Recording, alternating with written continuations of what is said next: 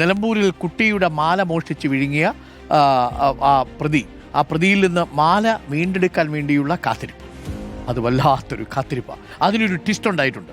തൊണ്ടി മുതൽ വീണ്ടെടുക്കാനാകാതെ പോലീസ് രാത്രി ബാത്റൂമിൽ പോയപ്പോൾ മാല പുറത്തു വന്നു. ഡ്യൂട്ടിയിലുണ്ടായിരുന്ന വനിതാ പോലീസുകാരെ കബളിപ്പിച്ച് പുറത്തു വന്ന മാല ക്ലോസറ്റിലേക്ക് ഒഴുക്കി പ്രതി ഇപ്പോൾ സമീനെ റിമാൻഡ് ചെയ്തിട്ടുണ്ട്.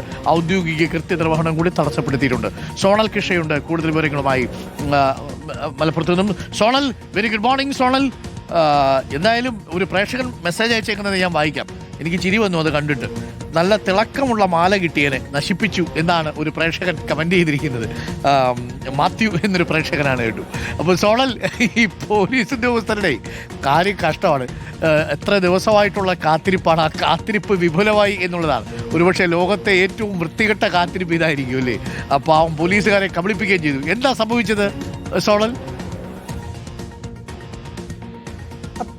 തീർച്ചയായിട്ടും കഴിഞ്ഞ ഫെബ്രുവരി 10-നാണ് ഈ സംഭവം നടക്കുന്നത്. ഇതുമായി ബന്ധപ്പെട്ട് ഈ വിഴുങ്ങി, അതായത് ഈ പ്രതി മാല വിഴുങ്ങി എന്നുള്ളത് എക്സ്റേയിൽ നിന്ന് തന്നെ കണ്ടെത്തിയതിനെ തുടർന്നാണ് പിന്നീട് ഈ പ്രതിയെ ആദ്യം നിലമ്പൂർ പോലീസ് സ്റ്റേഷനിൽ എത്തിച്ച് പ്രത്യേക മുറിയിൽ പാർപ്പിച്ചുകൊണ്ട് വയറിളക്കാനുള്ള മരുന്ന് നൽകി ഈ മാലയ്ക്കായി പോലീസ് കാത്തിരിപ്പ് തുടങ്ങിയതാണ്. പക്ഷേ ആ ഫലമുണ്ടായില്ല. അതിനുശേഷം മഞ്ചേരി മെഡിക്കൽ കോളേജിൽ എത്തിക്കുന്നു.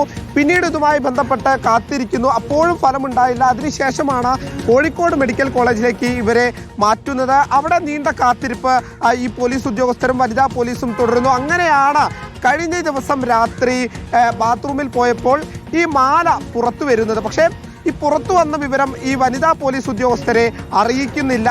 ഇതേ തുടർന്ന് ഈ മാല ഫ്ലഷ് ചെയ്ത് കളയുന്ന ഒരു സാഹചര്യം ഉണ്ടാകുന്നു എന്നുള്ളതാണ്.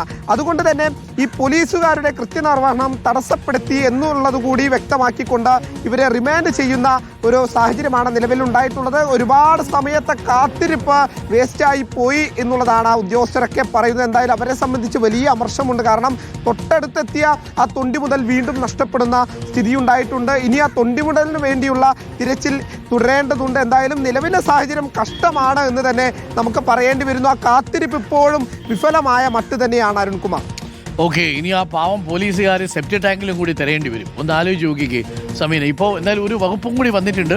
പ്രതി സമീനെ റിമാൻഡ് ചെയ്തിട്ടുണ്ട്. എന്തെല്ലാം കഷ്ടപ്പാട് ചെയ്താലാണ് പോലീസുകാർക്കൊക്കെ ജീവിച്ച് പോകാൻ പറ്റുക?